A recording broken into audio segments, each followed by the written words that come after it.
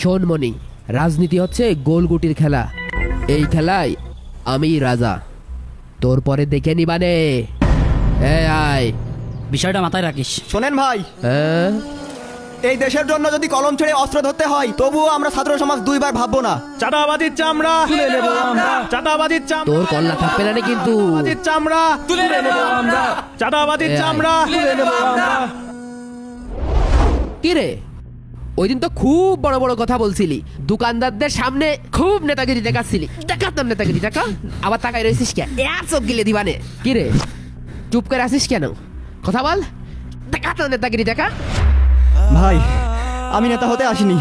সাধারণ মানুষের কষ্টে অর্জিত অর্থ যাতে আপনার মতো কুলাঙ্গাররা আত্মসাৎ করতে না পারে, আমি তার জন্য প্রতিবাদ করতে এসেছি। প্রতিবাদ? শোন, বাংলাদেশটা লুটে পুটে খাওয়ার দেশ। এখান থেকে বাল কামাবো, ইউরোপ আমেরিকায় গিয়ে বাড়ি ঘর দৌড় করবো, লাইফ ওখানেই সেট করতে হবে রে পাগল। তুই যে এত গরিব মানুষের সেবা যত্ন করার কথা বলছিস, এসব সেবা যত্ন করে কোনো লাভ আছে?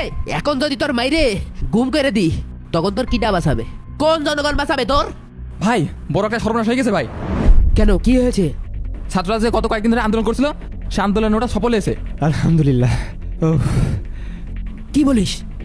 এখন ছাত্ররা আপনার খোঁজে, আর আপনার নেতা দেশ ছেড়ে পালিয়েছে। কি, আমার নেতা দেশ ছেড়ে পালিয়েছে? হ্যাঁ, তাড়াতাড়ি আসেন, এই দিক থেকে আওয়াজ আসছে।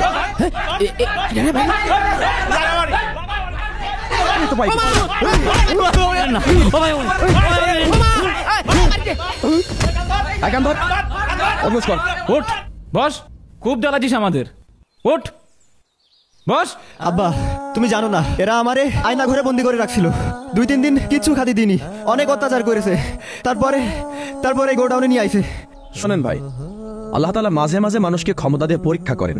এই ক্ষমতা চিরকাল থাকে না।